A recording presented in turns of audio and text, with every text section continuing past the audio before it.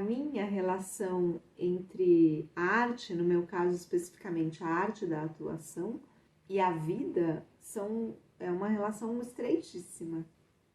Então, uma se elabora na outra, quer dizer, a arte elabora questões psíquicas e o contrário também, né? A psique elabora as nossas questões artísticas. Então, essa relação entre arte, vida e arte e psicologia, ela é intrínseca para a abordagem que me interessa da arte. Aí, entre a arte de atuar e a psique, a psicologia, a relação também é bem íntima, né? Porque desde essa questão de que nós atores, atrizes e atores, trabalhamos, criamos um outro, né? Criamos uma alteridade, então é preciso que a gente compreenda o outro e aquilo que é diferente da gente no outro, quando a gente vai interpretar uma outra personalidade. E para mim também o exercício da atuação, ele se aprofunda no autoconhecimento. Como a vida também se aprofunda, né, no autoconhecimento. O meu modo de perceber, quanto mais eu me conheço, mais eu aprofundo o meu modo de perceber. Quanto mais eu conheço a minha alma, suas necessidades, os seus conflitos, suas dores, seus traumas, as defesas que eu criei a partir desses traumas e como eu me comporto, como eu me expresso fisicamente, como o meu corpo se comporta ao vivenciar determinadas emoções, diferentes contextos sociais, em que circunstâncias a minha voz fica embargada, em que circunstâncias ela flui. Tudo isso vai me informando sobre o meu vocabulário expressivo e me dando medidas e pistas sobre o que eu tenho que fazer, o que eu tenho que mudar em mim para chegar na expressividade de uma alteridade que eu esteja querendo trazer à cena, que eu esteja criando. No corpo, no comportamento e na voz de um personagem. Então, me conhecer também me ajuda nesse processo de criação artística da atuação. A própria Sarah Keynes esteve internada 2 vezes, né, em clínicas psiquiátricas, e ela tira a vida, né, enforcada aos 28 anos de idade. Então, na peça Psicose 448, ela nos coloca diante de uma personagem que está lidando com uma intensidade emocional e com os remédios que a sociedade apresenta para isso e com as consequências deles, né, desses remédios. O tema da depressão é um tema bastante importante, relevante na contemporaneidade. Então é muito valoroso que as artes discutam esse tema e que a gente possa cada vez mais falar sobre isso, né? Então, o que a gente tem contato? Com o fluxo de pensamentos, com a lista de remédios, as reações adversas aos remédios, os afetos, a morte. São palavras sem ação, ela não age, né? Não tem ação no texto.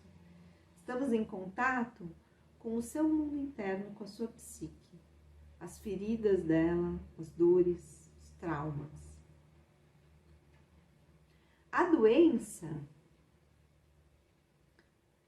psíquica, ela é uma reação a uma unilateralidade muito forte, um padrão psíquico que está funcionando tiranicamente.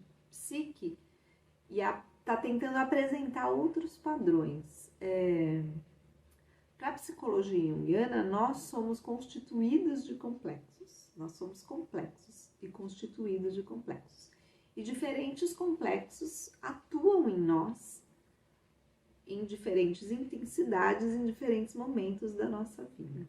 Então, quando um desses complexos está agindo unilateralmente, não está levando em consideração os demais, não está olhando para os demais, isso pode ganhar uma intensidade de doença. Se esse complexo estiver muito tirânico, o indivíduo não está equilibrado, né? Então ele está fora do equilíbrio, do que é um equilíbrio para ele, para aquele indivíduo. E aí o texto vai abordar, essa personagem aborda as questões que lhe visitam sobre a morte. Então, a peça nos coloca diante dessa dupla, vida e morte, né? Da perspectiva do James Hillman, o fundamento da vida está na morte e o fundamento da morte está na vida. Uma não existe sem a outra. Então, olhar para a morte é uma meta a qual deveríamos tender, né? A gente devia olhar mais para a morte, né? E voltar-se contra a morte pode ser doentio, né? Seria saudável entender a morte como uma transição. E a morte, a própria carta, né, o arcano 13 do tarô, que é a morte, é um arcano de transformação. A morte é sinônimo de transformação.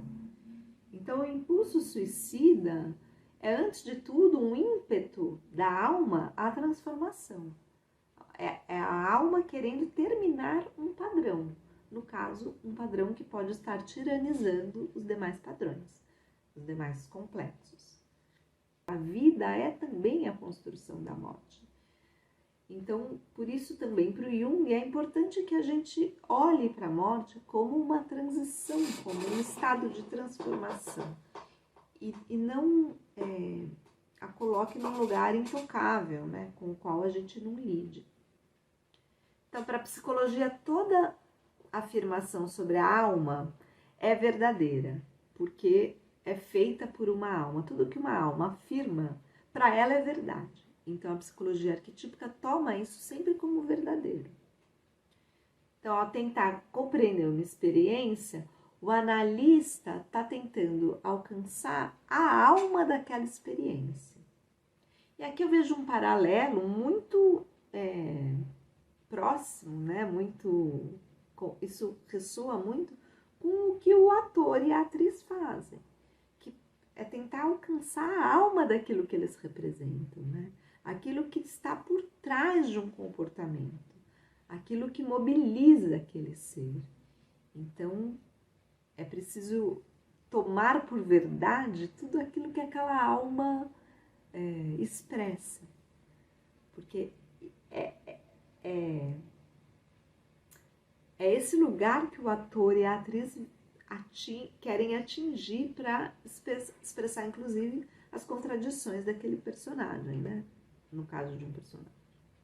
Uma outra questão, desculpa, que aparece ali na peça e que eu acho que talvez seja interessante de trazer a autoagressão através dos cortes, né? Aquela cena que ela fala dos cortes no braço. E que muitas vezes, né, essa autoagressão, ela vem em função de tornar física uma dor para que a pessoa possa sentir, né, no corpo, porque a dor da alma, ela não, às vezes ela não está no plano tão concreto assim, né, como um corte que a gente sente.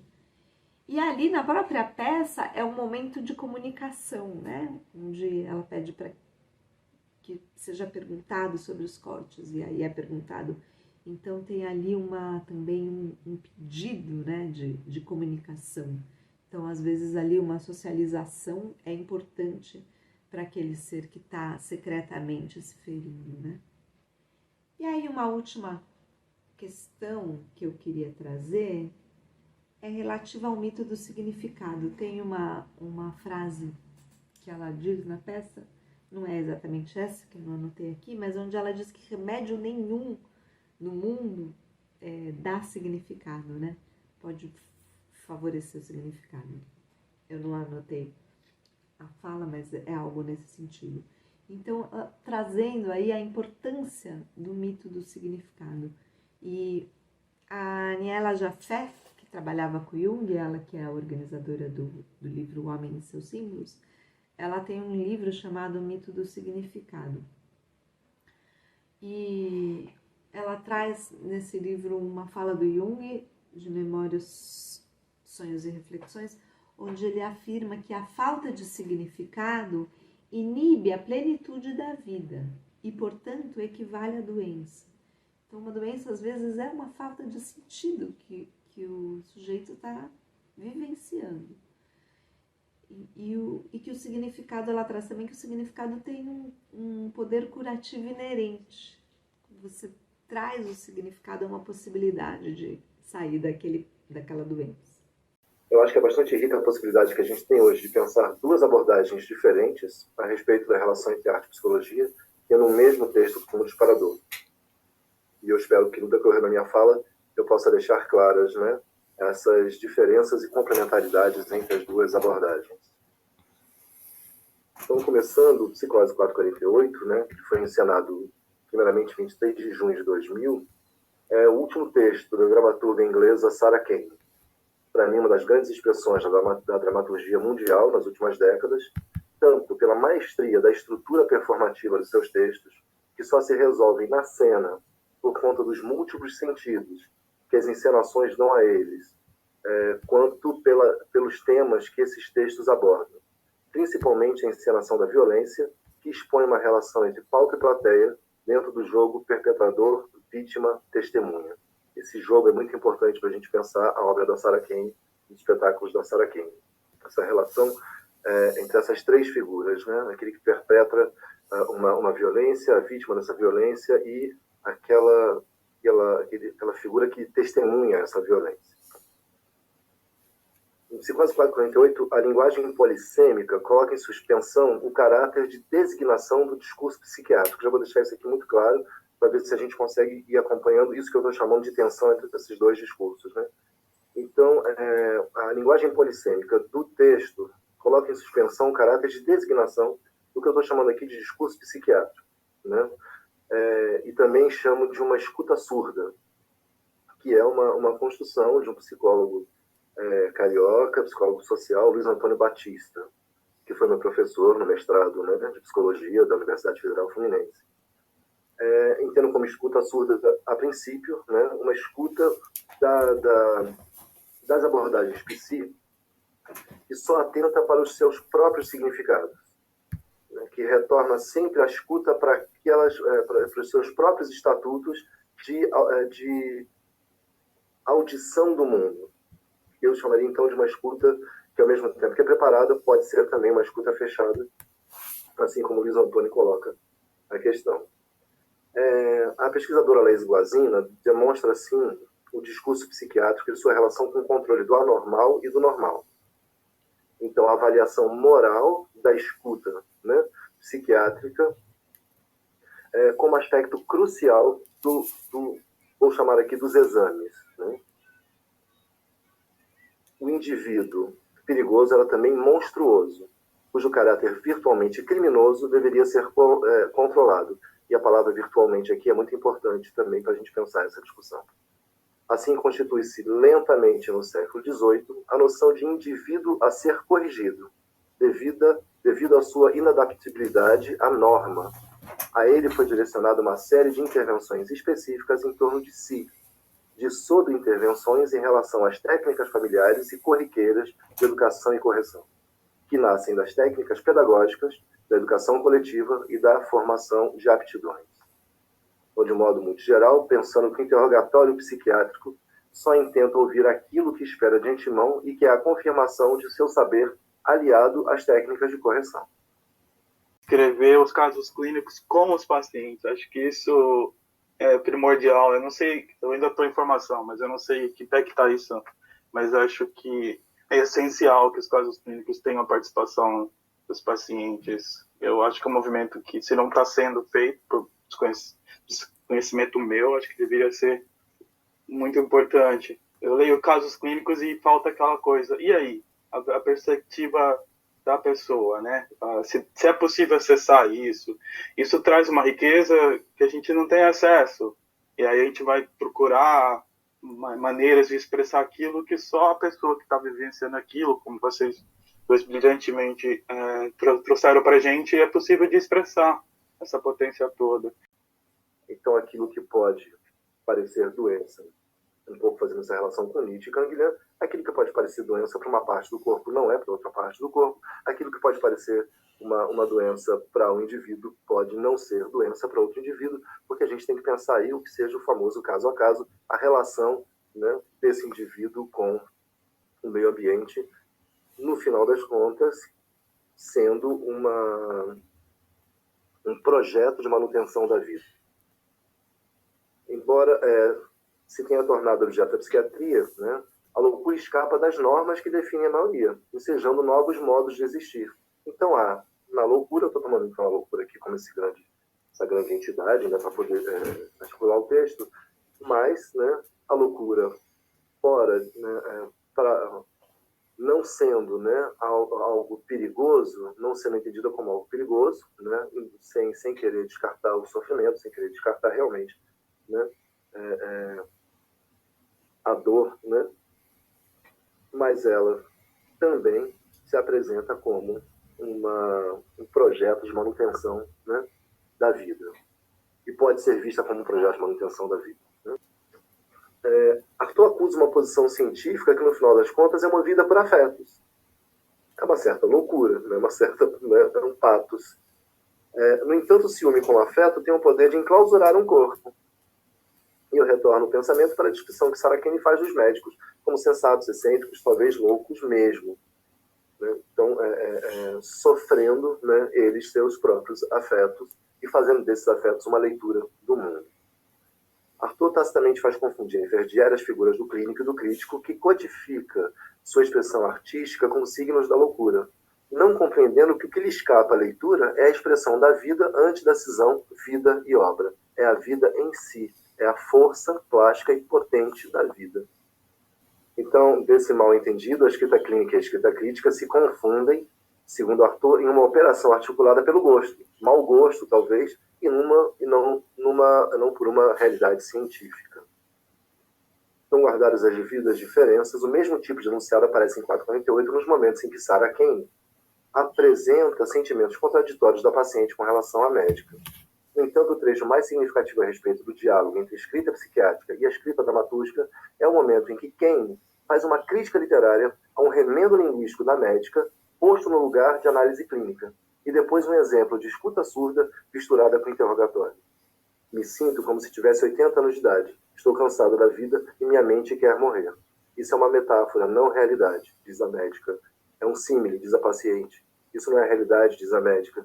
Não é uma metáfora, é um símile, diz a paciente. Mas ainda que fosse, a característica que define uma metáfora é que ela é real. Aqui, Sarah Kane acusa a literatura médica de ficcional. E ela só pode fazer isso porque ela entende que o remendo que foi feito a ela foi feito dentro da ordem linguística. Né?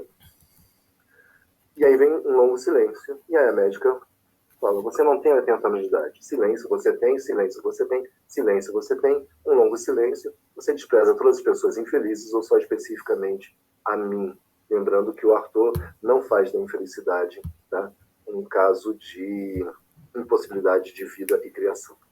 Especificamente nesse diálogo, quero mostrar a relação entre escrita dramatúrgica e escrita psiquiátrica.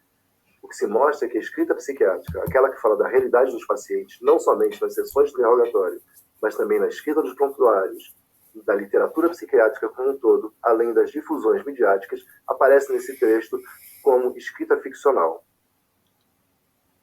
Difícil não pensar no DSM, né, Manual Diagnóstico Estatístico de Transtornos Mentais. Kane elabora um prontuário como dramaturgia, fora das estruturas dramáticas consagradas, explicitando os jogos de verdade entre diagnóstico e tratamento, entre o desvio e as estratégias de restauração à normalidade. E aí a Sarah Kane faz um jogo estilístico fantástico no final de todo esse trecho, né? E ela termina o trecho falando: 100 aspirinas e uma garrafa de Cabernet Sauvignon búlgaro, junto com, né, a descrição dos medicamentos. Né? 100 aspirinas e uma garrafa de Cabernet Sauvignon búlgaro, 1986. O paciente acordou numa piscina de vômito e disse: durma com um cachorro e levante cheio de moscas, fortes dores estomacais, nenhuma outra reação. A resistência no plano do conteúdo, né, essa resistência no plano do conteúdo, né, quando ela faz essa mistura, né, quando ela faz essa articulação entre essas duas linguagens, a linguagem medicamentosa e a linguagem dramatúrgica, poética, né, faz lembrar uma situação numa clínica que eu trabalhei em 2002, de um paciente que roubou o seu prontuário da sala da psicóloga, né, tirou todas as folhas e colou nas paredes da clínica. E ali ele não deixava ninguém tirar aquelas folhas dali porque ele considerava que aquilo era uma exposição artística. Ele considerava aquilo uma obra de arte. Né? Eu acho, assim, acho que me parece que é disso, né, que a Sarah Kane está falando também. Né? Então aqui se passa a mesma estratégia. Os entremeios que Kane faz entre as observações da paciente e as do médico nos fazem pensar no problema da autoria do prontuário e, consequentemente, no problema de quem está autorizado a se expressar nele. A dor daquele que experimenta está na ordem do não saber, enquanto o saber é exclusivamente do especialista que não padece. Há aqui uma outra relação entre crítica e clínica, retomando o que eu apresentei no início do texto. Grosso modo, o crítico é aquele que detém o saber sobre a obra, enquanto o clínico detém o saber sobre o doente. Tratar o prontuário como obra exposta revela também o caráter ficcional daquilo que, né, no prontuário está escrito. Então é no plano da leitura dos sintomas que se estabelece a soberania sobre uma vida e o exercício de retomada da normalidade através dos tratamentos. Né? No caso de 448, muito significativamente, dos tratamentos químicos. Como é que uma pessoa depressiva pode produzir arte? Se por definição, né, seria uma diminuição da libido, enfim, né, teoricamente parece que seria impossível, né? E você traz assim, uma resposta, na verdade, que eu achei perfeita. Assim, não uma resposta, mas uma direção, né? A depressão como um conteúdo.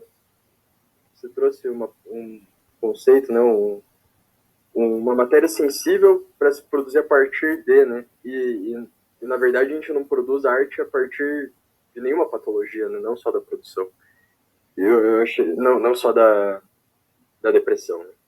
Tua fala e a fala da Luciana me remeteram a esse texto que eu escrevi em 2019, 2020. Foi uma autoetnografia, né? Eu tentei fazer uma autoetnografia desse processo de recuperação de uma cirurgia, mas que dialoga bastante com a fala de vocês, porque eu tento trazer essa questão da angústia, da depressão de estar nesse momento de recuperação, como potência de criação.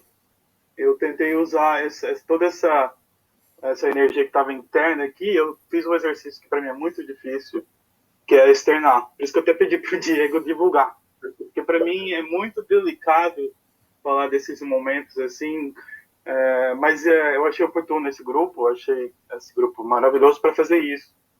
E eu gostaria de encorajar quem tem esse mesmo desafio de escrever.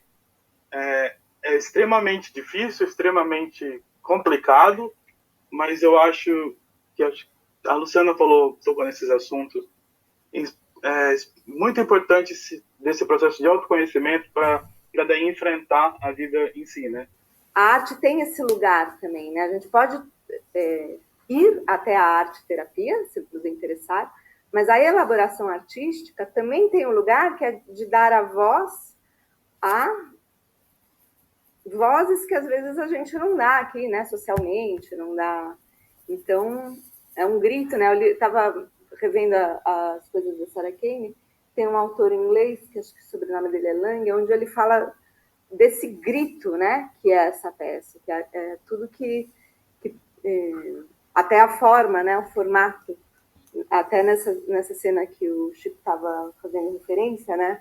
Dos sintomas, dos remédios, tudo vem porque é um grito jorrado numa elaboração artística, né? Numa linguagem tão própria, autoral dela, a partir de experiências de vida, né? De experiências que ela tem de vida. Então, acho que é um caminho até contrário desse, de de olhar, não é olhar para ela através da obra, é o que ela faz, né? O que ela faz de arte através daquilo que ela vivencia.